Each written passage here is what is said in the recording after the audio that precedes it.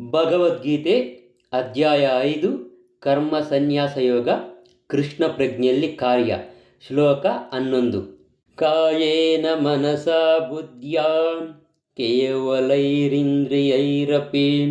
ಯೋಗಿನಃ ಕರ್ಮ ಕುರ್ವಂತಿ ಸಂಯಂ ತ್ಯಕ್ತ್ವಾತ್ಮಶುದ್ಧಯೇ. ಅನುವಾದ: ಯೋಗಿಗಳು ಮೋಹವನ್ನು ಬಿಟ್ಟು ಕೇವಲ ಶುದ್ಧಿಗಾಗಿ ದೇಹ, ಮನಸ್ಸು, ಬುದ್ಧಿ ಮತ್ತು ಇಂದ್ರಿಯಗಳಿಂದ ಸಹ ಕರ್ಮವನ್ನು ಮಾಡುತ್ತಾರೆ.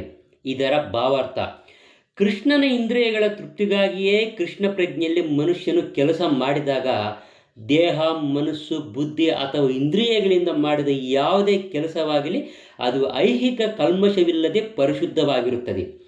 ಕೃಷ್ಣ ಪ್ರಜ್ಞೆಯುಳ್ಳ ಮನುಷ್ಯನು ಮಾಡುವ ಕಾರ್ಯಗಳು ಪ್ರತಿಕ್ರಿಯೆಗಳನ್ನು ಉಂಟು ಮಾಡುವುದಿಲ್ಲ.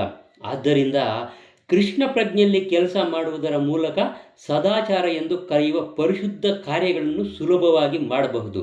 ಶ್ರೀಲ ರೂಪ ಗೋಸ್ವಾಮಿಯವರು ತಮ್ಮ ಭಕ್ತಿ ರಸಾಮೃತ ಸಿಂಧುವಿನಲ್ಲಿ ಇದನ್ನು ಹೀಗೆ ವರ್ಣಿಸಲಾಗಿದೆ: ಈಹ ಯಸ್ಯ ಹರೇರ್ದ್ರಾಸ್ಯೇ ಕರ್ಮಣ ಮನಸಾ ಗಿರಾ ನಿಖಿಲ ಸ್ವಪ್ಯವಸ್ಥಾಸು ಜೀವನ್ಮುಕ್ತಃ ಸ ಉಚ್ಯತೆ. ಕೃಷ್ಣ ಪ್ರಜ್ಞೆಯಲ್ಲಿ ಅಥವಾ ಬೇರೆ ಮಾತುಗಳಲ್ಲಿ ಹೇಳುವುದಾದರೆ, ಕೃಷ್ಣ ಸೇವೆಯಲ್ಲಿ ತನ್ನ ದೇಹ, ಮನಸ್ಸು, ಬುದ್ಧಿ ಮತ್ತು ಮಾತುಗಳಿಂದ ಕೆಲಸ ಮಾಡುವವನು ಲೌಕಿಕ ಚಟುವಟಿಕೆಗಳು ಎನ್ನಿಸಿಕೊಳ್ಳುವ ಕಾರ್ಯಗಳಲ್ಲಿ ತೊಡಗಿದ್ದರೂ ಐಹಿಕ ಜಗತ್ತಿನಲ್ಲಿ ಇದ್ದು ಮುಕ್ತನಾದವನು ಎಂದು ಅರ್ಥ. ಅವನಿಗೆ ಮಿಥ್ಯಾ ಅಹಂಕಾರ ಅನ್ನೋದು ಇರೋದಿಲ್ಲ. ಏಕೆಂದರೆ ಅವನು ಈ ಐಹಿಕ ಶರೀರವೇ ತಾನು ಎಂದಾಗಲಿ ಶರೀರವು ತನ್ನದು ಎಂದಾಗಲಿ ನಂಬುವುದಿಲ್ಲ.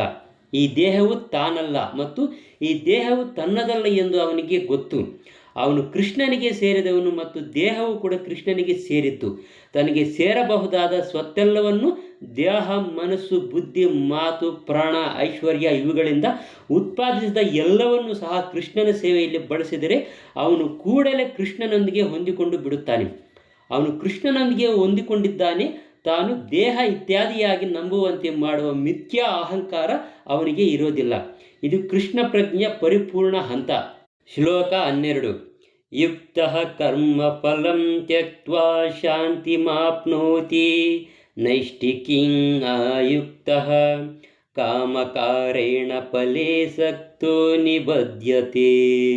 ಅನುವಾದ: ಒಂದೇ ರೀತಿಯಾಗಿ ನಿಷ್ಠೆಯಿಂದಿರುವ ಆತ್ಮನು ಪರಿಶುದ್ಧ ಶಾಂತಿಯನ್ನು ಹೊಂದುತ್ತಾನೆ, ಏಕೆಂದರೆ ಅವನು ಎಲ್ಲ ಕರ್ಮಫಲಗಳನ್ನು ನನಗೆ ಒಪ್ಪಿಸುತ್ತಾನೆ. ದೈವದೊಂದಿಗೆ ಒಂದಾಗಿರದವನು ಕರ್ಮಫಲಕ್ಕಾಗಿ ಆಸೆ ಪಡುವುದರಿಂದ ತೊಡಕಿನಲ್ಲಿ ಸಿಕ್ಕಿಕೊಳ್ಳುತ್ತಾನೆ.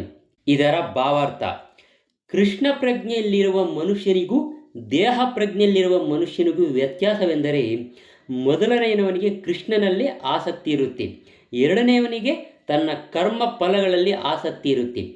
ಕೃಷ್ಣನಲ್ಲಿ ಆಸಕ್ತಿ ಇದ್ದು ಅವನಿಗಾಗಿಯೇ ಕೆಲಸ ಮಾಡುವವನು ನಿಶ್ಚಯವಾಗಿಯೂ ಮುಕ್ತನಾದವನು. ಆತನಿಗೆ ತನ್ನ ಕರ್ಮಫಲದ ವಿಷಯದಲ್ಲಿ ಆತಂಕ ಅನ್ನೋದು ಇರೋದಿಲ್ಲ. ದ್ವಂದ್ವದ ಕಲ್ಪನೆಯಲ್ಲಿ ಎಂದರೆ ಪರಮ ಸತ್ಯದ ಅರಿವಿಲ್ಲದೆ ಕೆಲಸ ಮಾಡುವುದೇ ಕರ್ಮಫಲದ ವಿಷಯದಲ್ಲಿ ಆತಂಕವಾಗುವುದಕ್ಕೆ ಕಾರಣ ಎಂದು ಭಾಗವತದಲ್ಲಿ ವಿವರಿಸಿದೆ. ಕೃಷ್ಣನು ಪರಮ ಸತ್ಯ, ದೇವೋತ್ತಮ ಪುರುಷ. ಕೃಷ್ಣ ಪ್ರಜ್ಞೆಯಲ್ಲಿ ದ್ವಂದ್ವವಿಲ್ಲ. ಇರುವುದೆಲ್ಲವೂ ಕೃಷ್ಣ ಶಕ್ತಿಯ ಉತ್ಪತ್ತಿಯೇ. ಕೃಷ್ಣನು ಸರ್ವಮಂಗಳನು. ಆದ್ದರಿಂದ ಕೃಷ್ಣ ಪ್ರಜ್ಞೆಯ ಕರ್ಮವೆಲ್ಲವೂ ಪರಿಪೂರ್ಣ ಮಟ್ಟದ್ದು. ಈ ಕೆಲಸವೆಲ್ಲ ಆಧ್ಯಾತ್ಮಿಕವಾದದ್ದು. ಇದಕ್ಕೆ ಐಹಿಕ ಫಲ ಅನ್ನೋದು ಇರೋದಿಲ್ಲ. ಆದ್ದರಿಂದ ಕೃಷ್ಣ ಪ್ರಜ್ಞೆಯು ಸಂಪೂರ್ಣ ಶಾಂತಿಯನ್ನು ತರುತ್ತದೆ. ಆದರೆ ಇಂದ್ರಿಯಗಳ ತೃಪ್ತಿಗಾಗಿಯೇ ಲಾಭದ ಲೆಕ್ಕಾಚಾರದಲ್ಲಿ ಸಿಕ್ಕಿಕೊಂಡಿರುವವನಿಗೆ ಈ ಶಾಂತಿ ದೊರಕುವುದಿಲ್ಲ. ಇದೇ ಕೃಷ್ಣ ಪ್ರಜ್ಞೆಯ ಗುಟ್ಟು. ಕೃಷ್ಣನನ್ನು ಬಿಟ್ಟು ಅಸ್ತಿತ್ವವಿಲ್ಲ ಎನ್ನುವ ಅರಿವೇ ಶಾಂತಿ ಮತ್ತು ನಿರ್ಭಯಗಳ ನೆಲೆ.